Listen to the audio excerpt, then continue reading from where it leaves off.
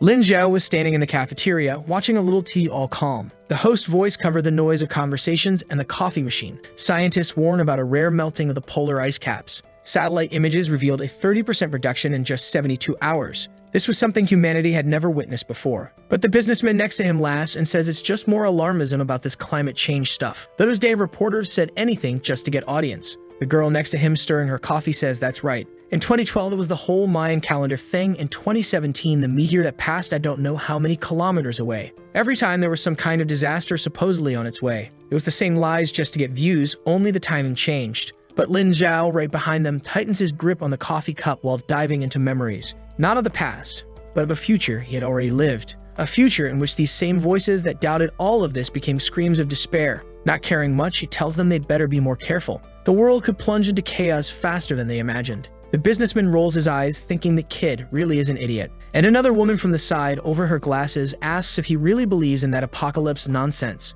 and says it's even cute how innocent he is. But then our protagonist's memories go to the first day, when the waters flooded the streets of Shanghai. Buildings collapsed over the floods and the first king-level monster emerged from the depths. The massive size of the creature cast a shadow over the entire financial district. The screams and the frantic fight for higher ground. The world was overtaken by a taste of salt and fear. He then says to himself that it's funny to be called innocent. He stands up, leaves some money beside the coffee, and says he's heading out. The woman, thinking she offended him, asks if he felt offended and why he's in such a hurry. But he only replies that he's going to his apartment because he needs to prepare. The curious woman asks where he lives with a cheeky little smile. That's when he tells her he lives at Palace 104. Her eyes instantly light up. That's the biggest and most luxurious building in the neighborhood. She grabs her things right away, saying she works with interior design. And considering how luxurious that place is, it would be very interesting if she could see all the architecture inside his home. But Lin Zhao just shakes his head and says there are more important things than giving her a tour. Then waves goodbye, leaving her all confused, man. Outside, he looks up and sees the clear sky of Shanghai.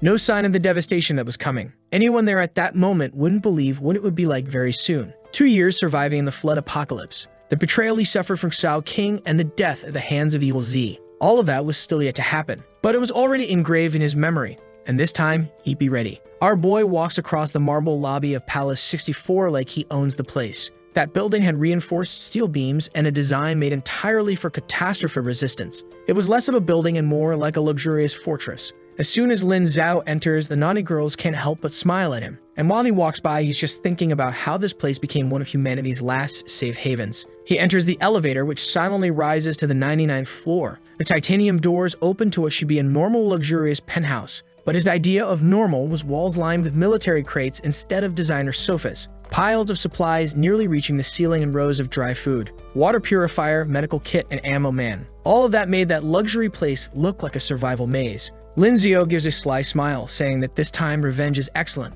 but precise. We then see 3 weeks earlier, when he suddenly wakes up sweating. He puts his hand on his chest, wondering what happened. As far as he remembers, he had just lost consciousness after being struck. But before he could focus on what went down, man, suddenly the little cistern window pops up for the bastard, something that was only visible to him. The system of the survivor's sea of talents. Before he could even understand what that was, man, the first ability is acquired. He gains the technopathy talent and starts wondering what the heck that is. The system explains it was the ability to control electronic devices even without power. It was kind of a skill to hack anything and at the same time turn on devices. The guy's Chinese, man, and if there's one thing he knows, it's systems. Right away, the pieces fall into place and he smiles. Being able to control electronics without energy would give him a huge advantage in the chaos that was coming. His phone then shows the date, exactly 1 month before the flood apocalypse arrives. And he doesn't waste a single second. Before lunch, the bastard had already created countless bank accounts and taken out loans wherever possible. Not only did he take loans under his name, but also under Xiao King's, his future girlfriend who betrayed him. The money came fast, and soon he'd have enough to start assembling his arsenal. The problem is, not long after, when he left home to start his plans, he ran into them. Xiao King was already standing out front, arms crossed, and an angry face. Next to her was Shou Jing, her brother, like a watchdog. With a fake tone and pretending to care, she asks where Lin Zhao is heading off to Sora like that. Our boy stares at Xiao King and her brother. Seeing their faces triggered countless memories. He sees himself 2 years in the future, inside the apocalypse. The water had already come, along with the creatures, and most of the city had been destroyed. There were monsters on the loose and floods were a regular thing. On one of the few days when the water had receded a bit, Lin Zhao went out to search for supplies. On the way, his phone rings. Shou Jing, his voice calls out, saying there were people going into the apartment to steal the supplies and he had to come back. Right away, Lin Zhao runs back in desperation and opens the apartment door. But before he can understand what's happening, something hits him square in the back of the neck. His vision starts to go dark in a matter of seconds, and just before passing out, he manages to turn around, just enough to see Mao Ji and Xiao Jing laughing together while Xiao Qing watched from the side. Her cold eyes made it clear she was part of it all. The memory fades, and back in the present, he's staring at the two who would betray him in the future. Xiao Qing once again asks what's going on. She wants to know why she's getting a bunch of messages saying someone is taking out loans in her name. Lin Zhao stays calm and says his account got hacked. Seems like someone got both their info, and he's heading to the bank now to fix it. Right then, Xiao Jing yells and grabs Lin Zhao by the collar, saying he's lying, asking if he really thinks they're dumb enough to believe he'd do something like that. But just as he goes to say Lin Zhao isn't leaving until he sorts it out of nowhere, he takes a fist right to the mouth man. The precision was perfect, as skill developed during the survival times. Xiao Jing twists all weird and collapses unconscious on the ground. Right then, the sister screams in despair, asking if Lin Zhao has lost his mind. But he just adjusts his coat and asks if she really thinks that's madness. She better get ready because she had no idea how insane this world was going to get. Then he turns around and walks off, leaving the fool kneeling next to her brother. He catches the first bus and heads to a half-ruined building on the edge of the city. From the outside, anyone would say the place was abandoned. Peeling paint, dusty windows, and no one in sight.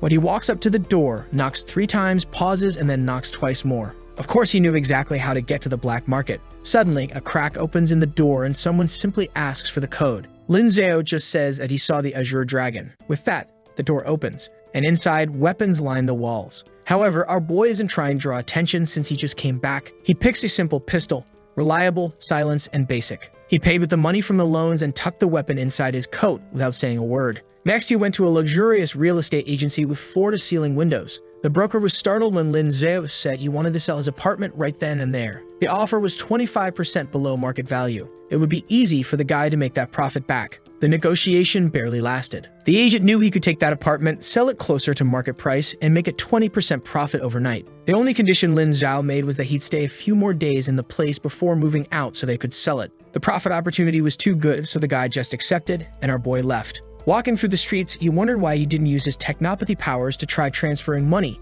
directly into his account. The problem was that the world was still organized, and if they trace him, things would get complicated. For now, he preferred to keep a low profile. Why take the risk when he knew each of the numbers that were going to be drawn? He remembered that lottery game very well, since it was just a few days before the deluge destroyed everything. So he heads to a lottery store. Obviously, he fills it out with extreme confidence, and the clerk even finds it a bit strange, but says nothing. On the way back, he can already sense someone watching him from afar. 2 masked guys in dark clothes just observing. He's sure they're goons, either from Xiao Jing or Mao Ji. Even though they weren't amateurs, his senses were way too sharp for that. He makes it home safely, but now he knows he's being watched. The next morning, Lin Zhao calls a certain number while his eyes are fixed on the TV, where they're talking about the melting of the ice caps. The person picks up, and right away he says he wants to rent a storage unit on Jinling Street, that giant one near Palace 104, and he needs it for today. The guy decides to throw out a high price that would make anyone hesitate, but Lin Zhao just says he'll transfer the money because he wants access today. With that, he hangs up, grabs his laptop, and starts buying various supplies. Canned goods, dry food, military-grade gear, and a water filter. He needed items with a shelf life of years, not months. And as always, he pays extra for immediate delivery. But when he leaves the house, the 2 guys are once again watching Lin Zhao hop into a taxi. One of them warns over the phone that the kid just left. On the other end, Xiao Jing orders them to follow him and not lose track this time. So they tail him all the way to the industrial district and see him unlocking a massive warehouse. Trucks keep arriving, unloading piles of supplies. The day is long, and by night, the goons call back telling Xiao Jing they found the kid's stash. He was stocking up on tons of food. Weirdly, there was lots of military stuff too. Right away, Xiao Jing tells them to break into the place and find out what he's up to. The guys say, all right, but say the pay better be worth it this time. When night falls, they break in through one of the side doors. As soon as they're inside, they see rows and rows full of supplies. One of them whispers that there's enough food in here to last years and years. Another takes a look and sees medical kits, a filter, and instantly decides to call Xiao Jing. He picks up on the first ring, listens to what they say, and already tells them to burn everything down. The guys just say, understood, and go get fuel, already pouring liquid everywhere. What they didn't notice is that, from the moment they stepped inside, there were cameras recording everything. And at the apartment, Lin Zhou's phone rings with a message. Invasion alert. He calmly slips the silenced pistol into his coat and heads out. The warehouse was silent when he entered through one of the secret doors. Unnoticeable and quiet, he approaches easily. Years of survival where noise meant death had taught him to be extremely cautious. The first one, poor guy, didn't even know what hit him, man. A silenced shot was muffled. The second one turned as the body dropped. But Lin Zhao was already there too, man. 2 more shots and it was over. The poor guys didn't even get a chance. Our boy just drags them to the back of the warehouse and digs a hole, throws them in, covers them with dirt, and puts a tarp over it. That spot was bound to flood first when the water rose. No one would ever even find this place. The following week, the warehouse just kept filling up. Every morning, Lin Zhao showed up early to train. He kept his body in shape because he knew what was coming. Meanwhile, Xiao Jing was pacing back and forth inside the apartment, wanting to know where those bastards had gone. Apparently, that scumbag had betrayed him, abandoned the mission, and now they were ignoring him. The sister next to him says they probably ran off with the advance payment he sent, but he just responds that those bastards wouldn't dare do something like that. It had already been 7 days since our boy bought the lottery tickets. The drawing happened on national television. Everyone gathered to see who'd win the jackpot this time. The numbered balls dropped one by one, all matching the ticket of our protagonist, who didn't show a single reaction. The last one drops, confirming him as one of the winners of the biggest prize in history. Obviously, that didn't surprise him, but the news of his win spread through the city like a flood. His face was on every screen, newspaper, and social network. The lucky guy who became a millionaire overnight. For Lin Zhao, this was the perfect moment. As soon as the money hit the account, the amount was so huge it would leave anyone dizzy. But he, on the other hand, already knew exactly how it would be used. He gets a taxi from the apartment he already sold and tells the driver to go to Palace 104. But as he's leaving home, another taxi merges into traffic right behind, tailing him. Xiao Qing obviously was already on his tail, man. She found out that the bastard was the new millionaire. There was no way she was gonna let him get away just like that. From a distance, you could already see the building, the glass facade gleaming in the sunlight of the luxurious fortress, the most prestigious skyscraper in Shanghai. And soon, it would be his base not just to survive the apocalypse, but also to get his revenge. As soon as he enters the lobby, he goes straight to the front desk and says he wants to speak with Liu Mylin about the purchase. The receptionist, a bit confused, asks if by any chance he has an appointment. Our boy just says no, but he's sure she'll want to talk to him, since he's here to buy the 99th floor. Right after the so-called Mylin shows up, man. All businesswoman and professional, she comes up to our boy and congratulates him, saying she heard about his luck winning the lottery and wants to know how Palace 104 can help him. Lin Zhao says he'll get straight to the point. He wants to buy the entire 99th floor. The poor one is startled, but she can't really doubt the guy. He had won the lottery. So she says to come with her to the office. But on the way, man, Lin Zhao sees Xiao Qing entering the lobby. The girl was hunting him like a hawk, looking from side to side. And obviously, in a few seconds, she shouts his name. The sly one teleports man into flirt mode, grabbing his arm and pretending like nothing had happened that day at the apartment door. She says she's been looking for him everywhere,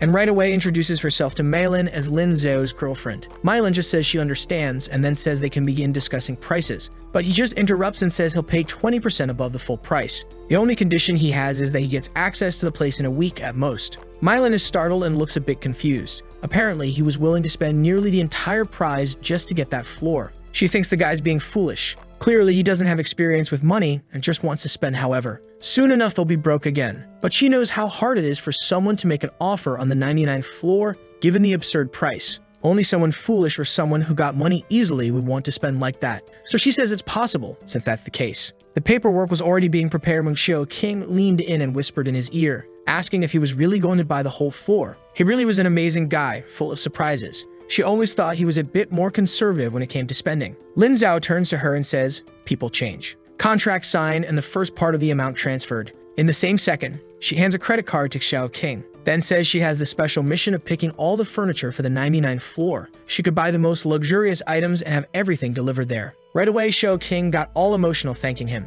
She already wanted to kiss the guy and ran out saying she was going to call her friend Yang Lai. He didn't need to worry, she was going to make that floor perfect, and he wouldn't regret it. The moment she walked out the door, Lin Zhao called the warehouse team and told everyone to get ready to transfer everything to Palace 104 to the 99th floor. 2 days later, Mylin called and said they gave it their all, but that was the fastest they could manage. Finally, the 99 was ready for him. Discreetly, truck after truck began using the service elevator all day long to unload supplies. At the same time, the furniture from the luxury stores Xiao Qing had visited was arriving. The floor was getting filled, and with that, the last delivery was made. When the last piece of furniture was delivered, Lin Zhao made one final call to the bank and had the card that was with Xiao Qing cancelled. Meanwhile, on the other side of the city, Xiao Qing was at a luxury store. The counter was full of shoes, designer clothes, and everything else. Yang Lei was next to her drooling, saying she really was lucky to have Lin Zhao, and asking her friend not to forget her once she started living in that place. Xiao Qing laughed and said she'd never forget and hugged the little card. But the clerk's expression changed and she apologized, saying the card had been declined. Xiao Qing says that's impossible, that card had access to millions, so just run it again. She'd been buying furniture all week, but after 3 attempts, the same result. Xiao King started turning red, then tried calling Lin Zhao, but it went straight to voicemail. Next morning, she came marching into Palace 64. Obviously, the sly one was furious, wanting to know how that bastard was ignoring the queen of that place. She stormed through the lobby like a hurricane, but as she headed toward the elevators, she was stopped. The guards told her that unfortunately, they had to check her ID. As soon as she gave her name, he apologized and informed her she was on a restricted list and couldn't enter. Even angrier, she asked if he had any idea of who she was. She was the girlfriend of the owner of the 99th floor, Lin Zhao. The guard replied he was just doing his job. Besides, it was Mr. Lin Zhao himself who requested that she not have access. The poor thing was about to explode with rage. Meanwhile, up on the 99th, our boy was finishing a few more push-ups. As always in the morning, he did a light workout while watching the news. Meteorologists were warning of an unprecedented rise in sea level. Several coastal regions were already reporting flooding, and experts said this could be the start of something catastrophic. Lin Zhao gave a dark smile. He walked to the panoramic window and looked out at sunny Shanghai. The place was beautiful and peaceful, and he said people better enjoy it while the calm lasts. On the other side of the city, Xiao King arrived at the apartment, furious with her brother, saying that bastard had humiliated her. She'd been completely embarrassed, standing there with all those shopping bags and another kind of shame at the building. Jing, lying on the couch scratching his chin, said that bastard was different now. He wasn't the same fool she had gotten with just take the apartment he got from his father. Xiao King said that first apartment didn't matter anymore. Now he'd be their way to riches after winning the lottery. Yang Li sprawled on the armchair, said he really was everywhere. Since the lottery thing, people had started calling him the Lucky Dragon of Shanghai. Jing's expression changed. He said they needed to move faster with a plan. If they hesitated or aroused suspicion, they'd lose their only chance. Xiao King asked what they were going to do then. He smiled and said Maozi probably had some contacts at Palace 64. Either he'd be won over by Xiao King, or they'd have to give a different kind of welcome to this dragon. That night, a black and gold envelope arrived for Lin Zhao. His presence was requested at the annual Elite Gala of Shanghai, held at Palace 64. A big party at 7 p.m. in the lobby. He finds it funny how the timing was perfect. That night was when the first flood would hit Shanghai. That might be a good chance to see who's going to be in this building and how everything would start. He needed to keep an eye on who had resources and maybe abilities that could make a difference. In the days leading up to the event, he kept intensifying his training and began to notice that his body was responding faster than usual. Muscles that took months to develop were now showing up in days. Maybe it was some kind of reincarnation advantage, but he had no idea. In the meantime, he installed countless motion sensors, reinforced the doors, upgraded the surveillance system with artificial intelligence, and even several fully charged generators for whatever was coming. On the night of the party, he looked at himself in the mirror and saw that the boy reflected there was no longer the same one who died at the hands of Mao Ji. With that, he heads to the elevator. The ride from the 99th to the first floor was long as hell. When he reaches the lobby, the door opens and background music and conversations greet him. The luxurious place was shining along with all of Shanghai's elite. Curious eyes stared at him. Everyone knew he was the guy who had won the lottery, the kind of newly rich person extremely famous.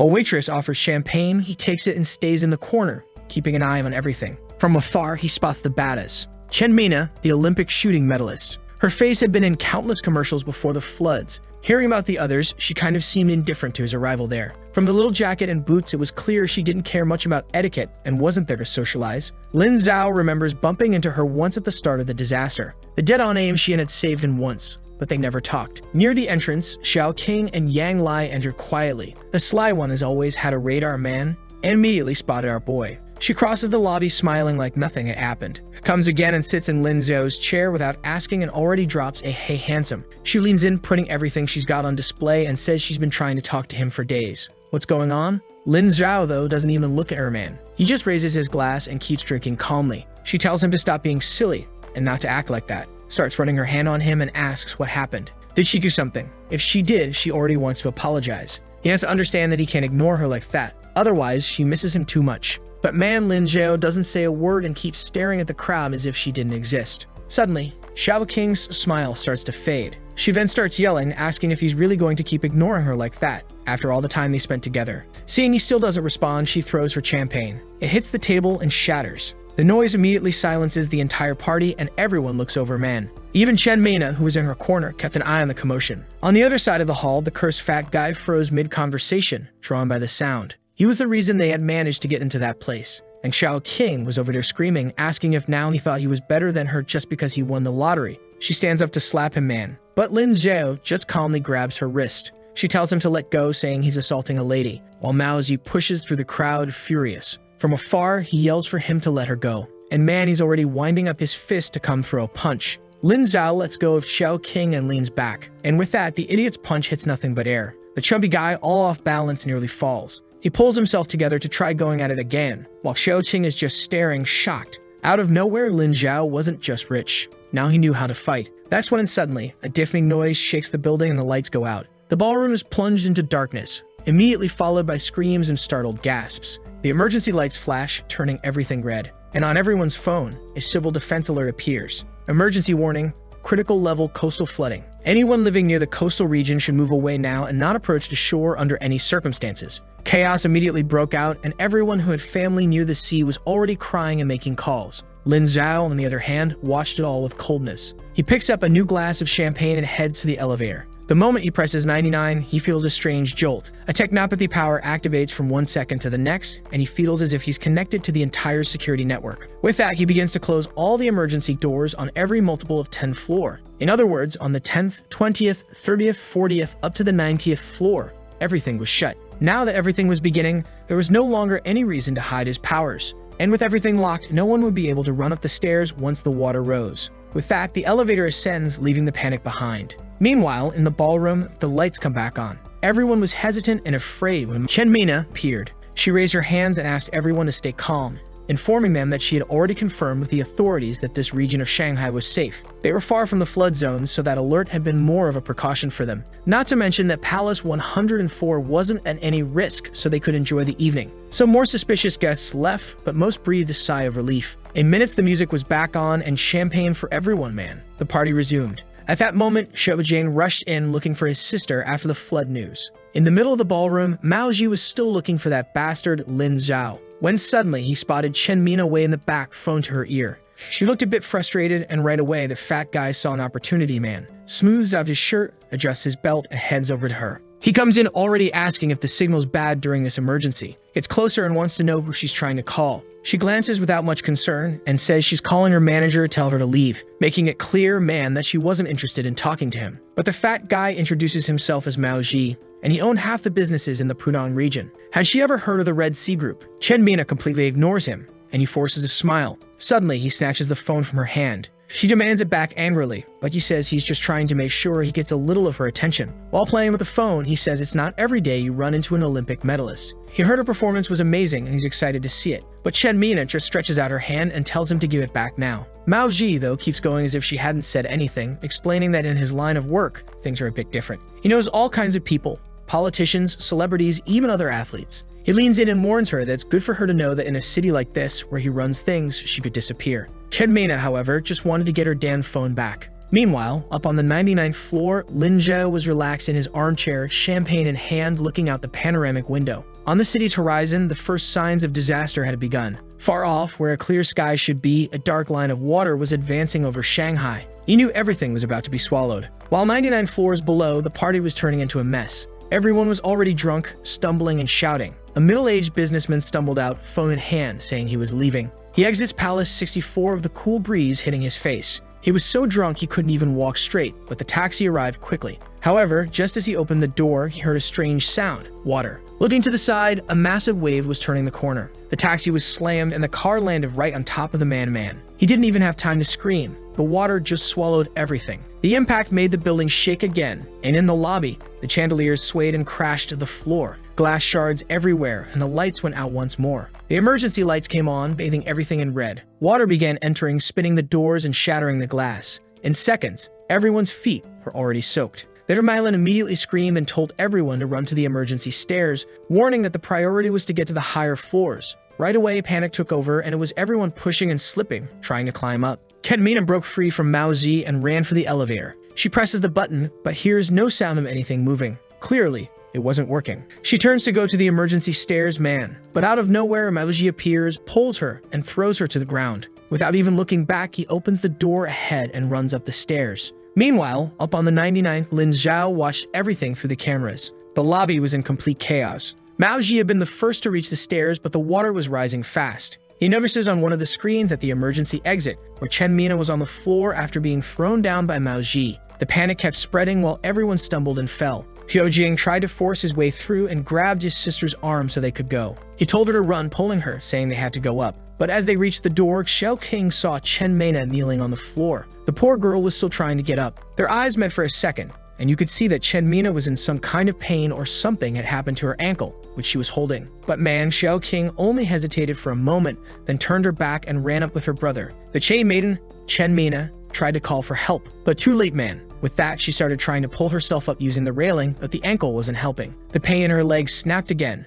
She fell back down. The water didn't stop rising, but she couldn't move. Far ahead, Xiao King and Jiang completely ignored her cries and kept going up. That's when Liu Mylin appeared with one of the last groups of guests and started leading everyone up the steps. She stops when she sees Chen Mena, calls out to her, and runs over asking if she can walk. Chen Mena shakes her head, gritting her teeth, saying that unfortunately, she twisted her ankle. And then Liu Mylin, man without hesitating, throws her over her shoulder and tells her to lean in. They were going up together. With that, the two start climbing, man, and every step was a battle with that girl and her busted ankle. They were both already freezing, with the water probably already waist-high down there. Chen Mena held on tight to Liu Mylin's shoulder while her other hand clung to the railing, man. On the 5th floor, it became clear that the water wasn't rising anymore. Finally, the flooding was completely left behind by the 6th. They were exhausted, soaked, but at least safe, for now. And with every floor they climbed, more and more people showed up. Mao Zi enters the ballroom on the 10th floor. Looks like he had been banging on the emergency door for a long time and it wouldn't open no matter what. The chubby guy was soaked in water and sweat, cursing that damn door he had kicked.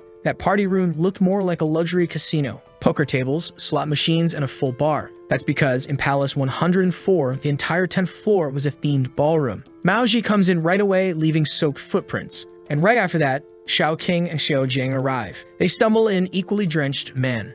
Xiao Jing immediately calls out to Mao Zi, saying the water downstairs rose crazy fast. Mao Zi's expression changes right away and he tells him to listen. The passage to the 10th was sealed and a bunch of survivors would arrive soon. They had to take control of this place before things got complicated. Not long after, more and more survivors started arriving. Everyone with pale faces, soaked clothes, and some collapsing right to the floor. People were terrified. At last came Liu Mylin and Chen Mena, still carrying the girl, man, ankle completely swollen, and of course, everyone noticed right away. That casino had turned into a total mess. Everyone fighting for space, others looting the bar looking for anything to eat, while other groups just sat in shock. In the middle of all that chaos, suddenly, the sound of a gunshot echoed. Everyone froze. Then they saw Mao Zi standing on top of a poker table with a gun pointed at the ceiling. He yelled, telling everyone to pay attention and announced that from now on, he was in charge here. They needed food, water, medicine, and anything they could find. They'd better start forming groups and head down to the floors that hadn't flooded yet before the water rose higher. Suddenly, he uses a fake little smile and tells them not to worry.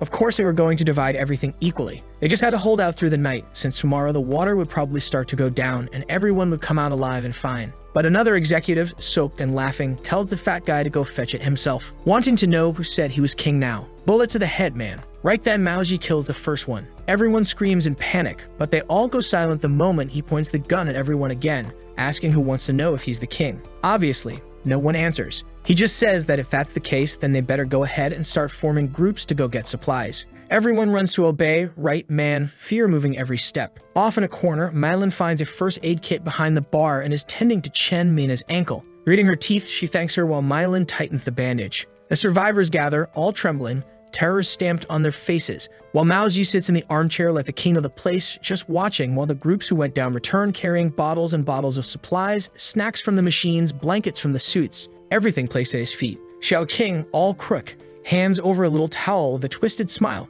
saying that this was what she managed to get. Meanwhile, 89 floors above, Lin Zhao checks the time. It was getting kind of late, so he turned on the room heater. He prepared a perfect steak in the kitchen and sat down to eat. After that, he yawned and went to bed smiling, unbothered by the suffering everyone else was going through. Morning sun hit Shanghai, only now it was flooded with a strange tone. Once full of life, now dirty, water stretching to the horizon. The peaks of skyscrapers looked like lonely islands in the middle of the sea. A man clung to a floating billboard, man. He had spotted the top of a building and was trying to swim to reach it. But in a single instant, something passed under him. In a violent strike, the man was pulled down and his scream was silenced beneath the waves. Meanwhile, high above, a commercial airplane was circling, engines shaking. That's because the pilot had been trying to find a runway since last night, but there was only water. Fuel was already running low. With no options, he attempted an impossible landing on the rooftop of one of the few buildings still above water. Obviously, it was a total failure and the plane was submerged while the explosion sent water flying into the sky. Up on the 99th, Lin Zhao stretched while sunlight passed through the curtains.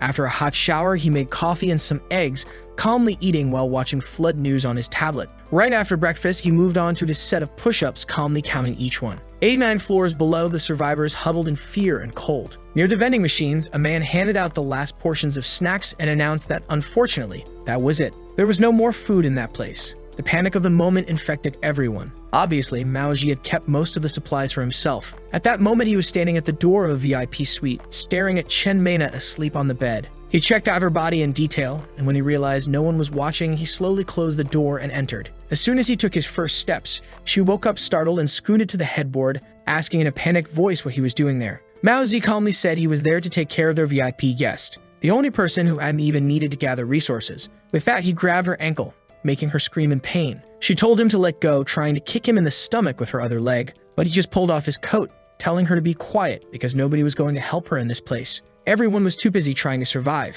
He began taking off his shirt while she was screaming, but strangely, there were other screams in the hallway, muffling everything. Suddenly, the door burst open and Xiao Jing entered pale, saying they needed to get out of there now. There was something strange in that hallway, looked like a monster. Some survivors said they saw it coming up from the flooded stairs. Right away, Maoji let go of Chen Mena and rushed past Xiao Jing to check the hallway. Right then, he saw the strange monster, a kind of human fish with green skin, sharp teeth, and slit pupils. Everyone was panicking, trying to hide, while many were already paralyzed. Maoji started looking around, trying to find a way to escape. Right away, he spots an old man frozen in fear. Man. And in a single motion, he grabs the guy and throws him toward the creature, saying, "Here, eat this." The creature, which looked starved, immediately attacked the easiest target. While the beast was busy, Maoji ran to the locked door leading to the upper floors. It was just a basic steel fire door, and now he had to make a decision. He only had 6 bullets in the gun, but he could try to use them to survive. Hearing the old man's screams as he was eaten, and afraid more creatures would show up, he fires the 6 shots.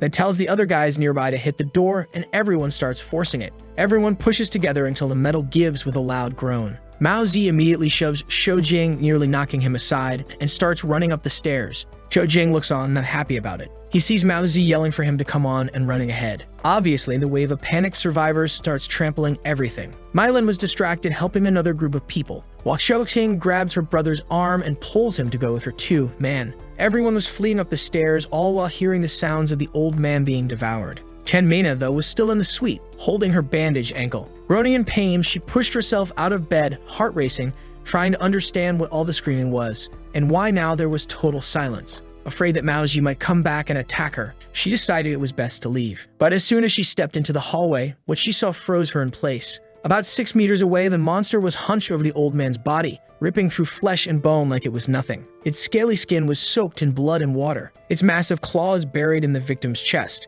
Kinbina pressed herself against the wall next to the elevator, trying to quietly edge away. Even her breathing was controlled to the absolute minimum. She was trying to ignore the pain in her ankle, but what she didn't see was a stray shoe on the ground, probably left behind by someone who had fled earlier. A tiny stumble makes the creature lift its head. The silence from earlier is shattered, and now the monster looks at her with a predatory glare. It stands up and lets out a weird sound, something like a shriek mixed with a roar, making her tremble. Chidmina just tells herself, "No way, there's no way I'm dying like this." She keeps walking along the wall, shoulder pressed against it, when suddenly, the monster lunges at her. Desperate, she looks around for anything to defend herself. She grabs a decorative vase from a side-table man, knowing it'd be useless. What she hadn't noticed was that while backing along the wall, she had stopped right in front of the elevator man, and just then, the doors open. Startled, she loses balance and falls inside the cabin. The monster's attack slashes through the air where she was just a second before. The doors, strangely, close extremely fast. The creature lands a strike, but she only hears the echo outside. Chedmina backs away inside the elevator until she hits the wall, her heart pounding, struggling to catch her breath. Not understanding what's happening, she wonders how this is even possible. The power had been out for hours and yet she was there, alive, in a lit elevator that seemingly saved her life. Then the cabin starts shaking and rising. Too tired and scared to stand, she stayed right there on the floor, man staring at the door, her ankle throbbing and her mind racing with questions. Where was she going? Who had managed to bring that elevator at the exact right time? And how did that door close so fast? She kept her eyes on the panel as it passed 13, 25, 40, 60. Her breathing slowly calmed as the danger below faded away. But now she was getting anxious and tense. Back pressed to the wall, eyes glued to the numbers, man. 80, 90, 95. The ascent began to slow as it approached the 99th floor. Imagining something might be waiting for her, she looked around. But in that minimalist cabin, there was nothing. The elevator stopped smoothly and the display showed 99.